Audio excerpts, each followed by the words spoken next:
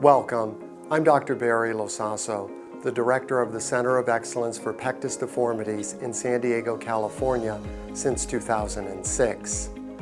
I'm a general, adult, and pediatric surgeon trained by Dr. Donald Nuss.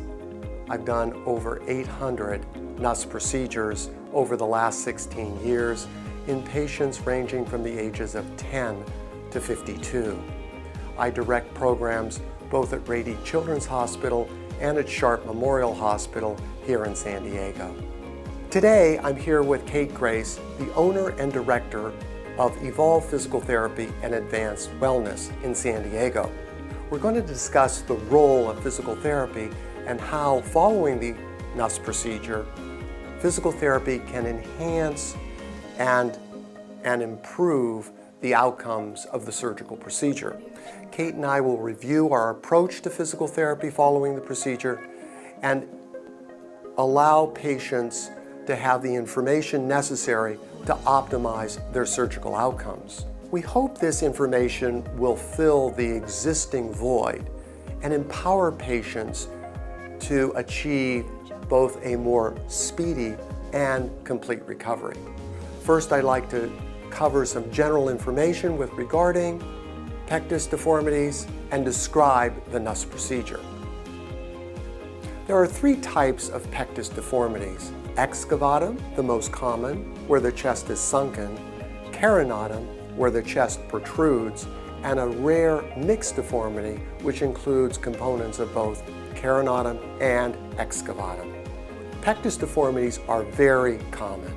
1 in every 350 to 450 people on the planet have this deformity. It's more common in men than in women in a ratio of 4 to 1. 70% of patients in my series have a positive family history. The defect involves the anterior cartilaginous ribs, which grow abnormally and continue to grow abnormally until the patient stops growing. The defect worsens as the patient grows. The overall anatomy of a Pectus patient involves rounded shoulders, a protuberant abdomen due to the misalignment of the abdominal musculature, asymmetry of the anterior chest wall, and sunkenness if one has Pectus excavatum, and posterior components of the defect can include malpositioning of the scapulae and curvature of the spine. The pathophysiology is very interesting. It affects both breathing and circulation. The misalignment of the chest wall muscles and the diaphragm cause there to be inefficient gas exchange and breathlessness for the patient, especially when the patient is exercising. In addition, the sunken chest compresses the heart and shifts it out of place. Generally, when the patient is at rest, there are no symptoms. But as the patient attempts to do more and more aerobically challenging activities, the patient becomes breathless and becomes excessively and prematurely fatigued.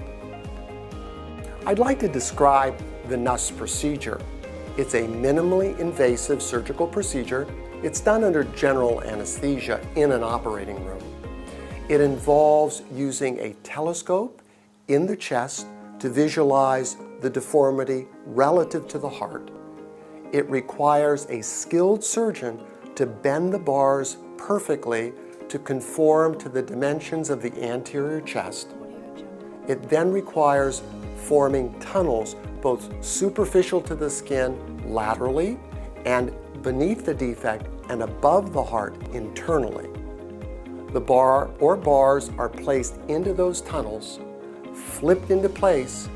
The chest then responds immediately and is then placed into a corrected position. Once that corrected position is achieved, the bars are secured laterally by suturing the bar into the lateral chest wall. The patient usually stays in the hospital somewhere between 4 and 5 days, and the bars stay in place for 3 years.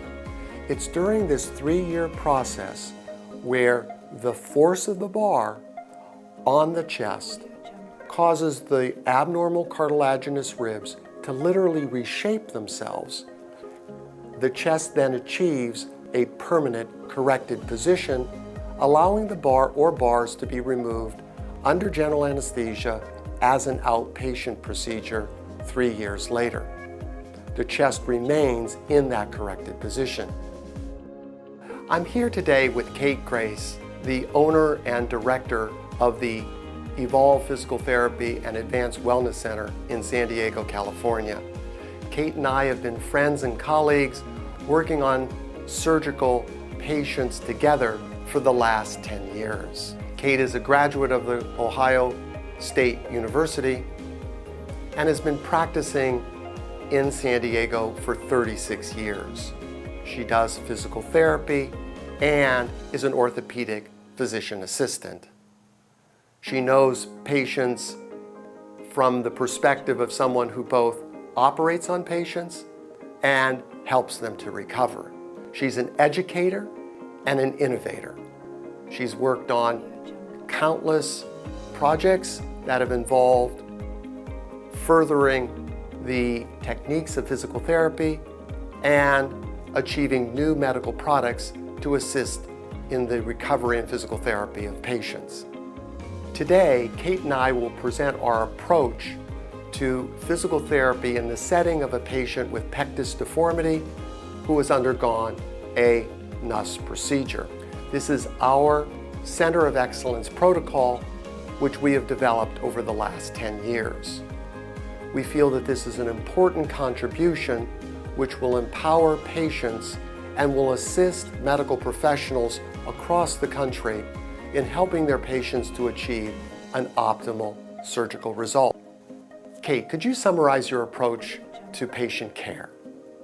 With these pectus patients, we see many physical challenges. Among them are postural malalignments. Because they have a sunken chest, they have chest pain, they have tight pec muscles, they have internal rotation and anterior translation of their shoulder, they have tight scapular muscles, they have shortened soft tissue around the neck, the traps and the pecs and the shoulder. They have decreased upper extremity range of motion and neck range of motion, and they have weakness in most of the core muscles, scapula, shoulder, and back, and even their legs because they're not using them. They have decreased cardiac and lung function, so they experience shortness of breath, labored breathing, poor endurance, fatigue, and the inability to participate in aerobic activity and sports, and they have impaired oxygen delivery to the very important working muscles. They also have psychosocial challenges pre-op. Because of their inability to participate with their peers physically, they're unable to participate in even group activities, and also because they might be a little bit embarrassed, they have poor body image and sometimes interpersonal difficulties. So here's the good news. Postoperatively, their postural malalignments have been corrected. They have normal chest anatomy, normal chest function, they have lengthened muscles and soft tissue, they have full shoulder and scapular range of motion, and they have complete strength of all the muscles that were weak pre-op, their core, their back, their legs, their shoulder, and their scapula. From a psychosocial standpoint, they feel really good about themselves. It's a big self-confidence boost, and they can participate fully in physical activities and sports with their peers. Hi, today I'd like to introduce you to a patient of mine, Cormac Williams, who's a 15-year-old volleyball player who's now a year following the NUS procedure. Hey, Dr. Losasso. How's Hi, it going? Cormac. It's nice to see you. This is Cormac Williams, who is here today 1 year following the NUS procedure. How time flies, huh? Yeah. It went by really fast. And you're doing well? Yeah. And your principal sport is volleyball, Yeah, it's correct? volleyball. And so you did your physical therapy here at Evolve with Kate and her staff. Mm-hmm. How did that go? That went really well. They were all very helpful. They were all just really great people, and they helped me get back to my sport. Great. So your symptoms before the surgery included shortness of breath and a lot of fatigue when you tried to do your sports. The operation is, as we said, a year ago. Mm-hmm. And have you noticed that your stamina has improved and the shortness of breath has gone away? Yeah, I can definitely run a lot longer distances than I could and for a longer time than I could. That's fantastic. So today, Kate and you are going to go through some of the exercises that you did early on after the surgery. I want to thank you for participating. I really appreciate it. Thank you for having me. We do several stretches to improve shoulder range of motion and reaching mechanics. A few that Cormac and our patients can do at home are in the doorway. So Cormac's going to stand right under the doorway. He's going to put his arm at 90 degrees behind the doorway, and he's going to lunge through and step through with one of his legs in good alignment. And this is to stretch the front of his shoulder, shoulder capsule, and the rest of the shoulder joint. They typically hold this for about 20 to 30 seconds, and they'll do these 10 repetitions several times a day. This is very early on in the first 4 weeks post-op. Another great doorway stretch to stretch the capsule of the shoulder and increase reaching mechanics is with his arm up above the door or on the side of the door with his arm straight this time, so it'll change where the stretch happens in the capsule of the shoulder, and he's going to step through again and stretch that way. Now, these should be what I call moderate stretches. They shouldn't be severe or nothing that the patient can't handle, but it shouldn't be mild either. Remember that these patients have really tight shoulders initially, so this is a big, he's great now, but this is a big opening for them initially. So we're still in the first 4 weeks. Early on, breathing, diaphragmatic breathing is really important because prior to this, patients don't want to take a deep breath or aren't able to, and then afterwards, they still don't want to take a deep breath because they're afraid they're going to hurt the bar. So how we teach patients to do that is we put our hand on their belly, and when they inhale, their belly comes all the way up into my hand, so big inhale. Now you're going to hold that there, inhale a little further, hold that there, and then exhale and come on down. Very important that you get each part of the inspiration. Early on, these patients use an incentive spirometer as well, many times a day. Very, very important. But when they come into physical therapy, we want to make sure that they're diaphragmatic breathing correctly. So let's do it one more time. So breathe in, see his belly's expanding, and breathe in a little bit more. Hold it, and relax. Nice job. One of the exercises we do early on is called a pelvic rock. The reason for this is because in their posture malalignments, they often change their pelvic position to make up for their sunken chest. So it's important that you take the pelvis and work it independently from the rest of the spine. So in a pelvic rock, what Cormac is going to do is he's going to push his pelvis back and flatten his back right in here so there's no space or light between his back and the table. And then he's going to rock it forward to create some space. So he's doing what we call a posterior pelvic tilt, so flatten it and rock it back. And then he's doing an anterior pelvic tilt forward. Very easy for them to do, and it feels really good because it loosens up the pelvis and it separates the pelvis from the lumbar spine. Because he's had surgery, he's going to have scar tissue where the incisions have been made. So it's important to make sure that all that soft tissue is returned to its normal flexibility. And so what we do is a little bit of soft tissue work early on to make sure that there's no scarring, which then will inhibit his function and his movement. So part of the soft tissue techniques are going in all different directions around the scar, in between the intercostal muscles of the ribs on both sides, all the way along the bar, on his pecs and his rib cage, and across to the other scar. So we spend quite a bit of time on these to make sure that this tissue should feel exactly like the rest of the tissue in his body after a certain period of time. But it's important to do this work early on so he doesn't scar down for a longer period of time. Early on in the first 4 weeks, it's really important for us to get back all their shoulder range of motion and mechanics and start addressing getting their shoulder back into a normal position. One of the most important things to do that is you must do some type of manual therapy to stretch out the shoulder joint and also the capsule, and the inferior and posterior capsule in particular, because those are the capsule areas that are going to become the tightest. So what we do is we have the patient's shoulder very close to the edge of the table. We'll distract it a little bit out away from the joint, patient's relaxing, and then we're going to mobilize the inferior capsule of the shoulder while we're distracting it, and then we're going to keep that distraction on and we're going to mobilize the posterior capsule of the shoulder. The patient doesn't have to do anything here, and it starts stretching out the capsule and preparing it and getting ready to do the rest of the range of motion. Then early on, again in the first 4 weeks, we'll passively take the shoulder and work it through all the ranges of motion that the shoulder allows, and then we'll start active assistive so the patient can help a little bit. Most importantly, when you're doing the glenohumeral movements, that you stabilize the scapula, because what we don't want him to do is get his shoulder up into after 90 degrees and use his shoulder blade instead of his shoulder. So you'll stabilize the scapula as you work on specific glenohumeral motion.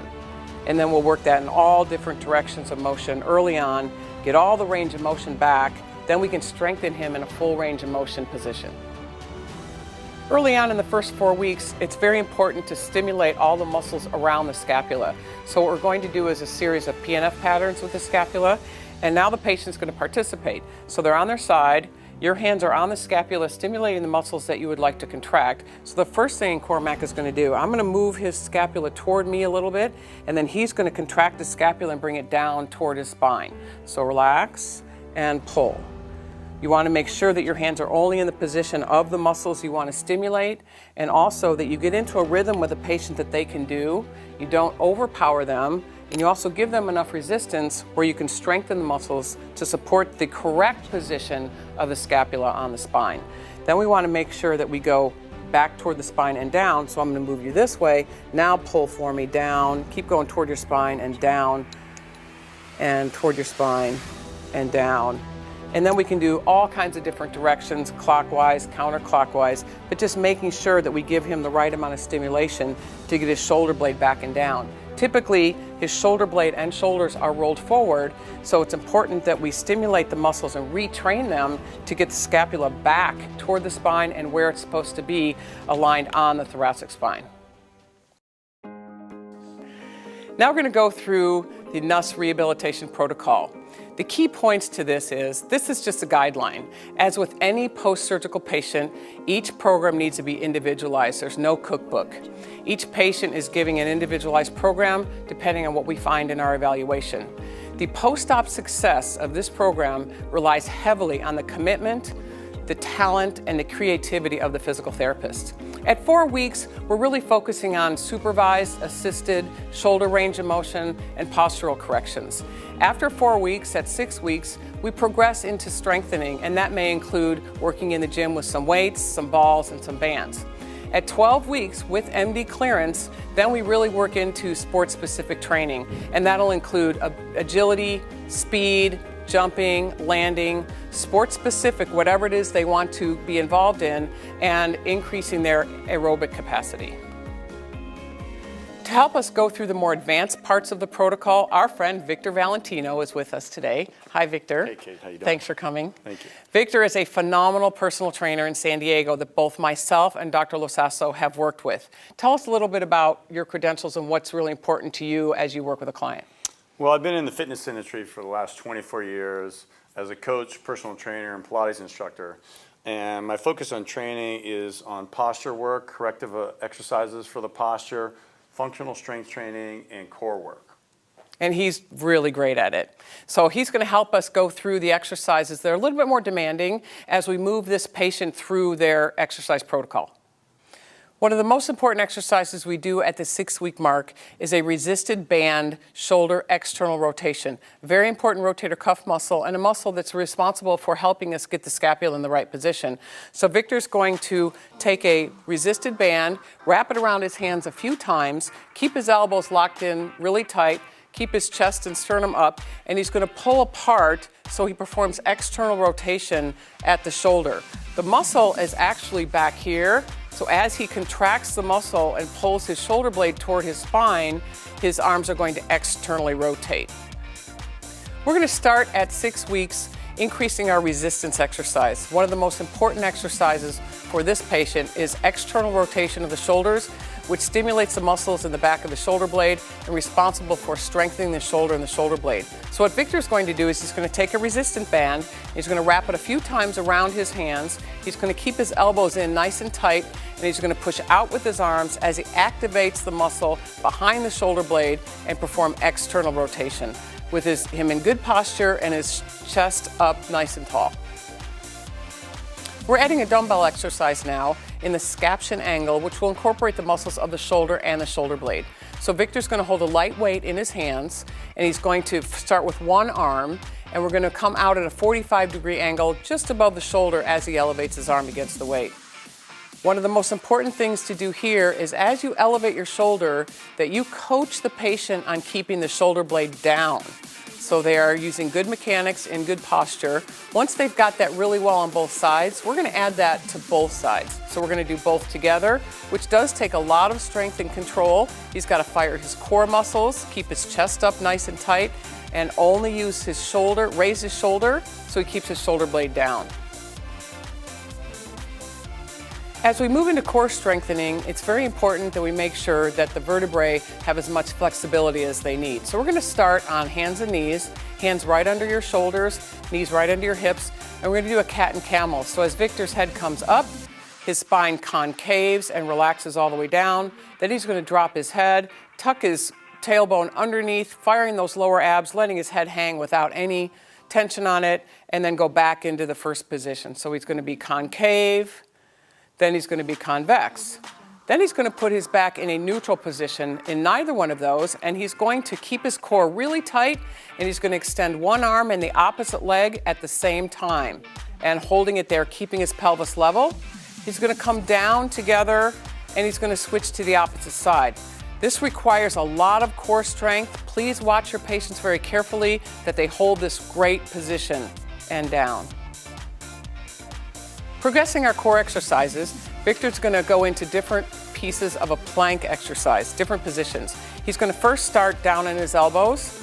He's going to extend his legs out and go into a plank position, holding his core in really tight, tightening his glutes, tightening his legs. Requires a lot of shoulder and shoulder blade stability, and he's going to be parallel to the floor. Caution to watch your patients so they don't dip their hips down too low or up too high. The next progression of a plank exercise, Victor's going to go up onto his hands. This is called a high plank. In this position, same thing, tight core, good position, holding steady. We're going to hold this for all the way up to a minute or a couple minutes with our patients. And then the side plank. He's going to go down onto his side, onto his elbow, keeping his elbow under his shoulder, and he's going to lift his hips up, bring his hand down, and head back. So he's contracting all of his ab muscles, in particular the ones underneath that he's firing to hold his pelvis and his trunk up against gravity.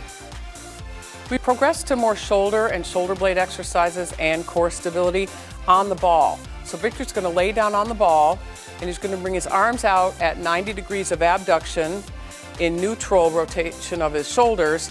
While he's holding his trunk nice and tight in his legs, he's going to roll his hands back into full external rotation and then bring them on down.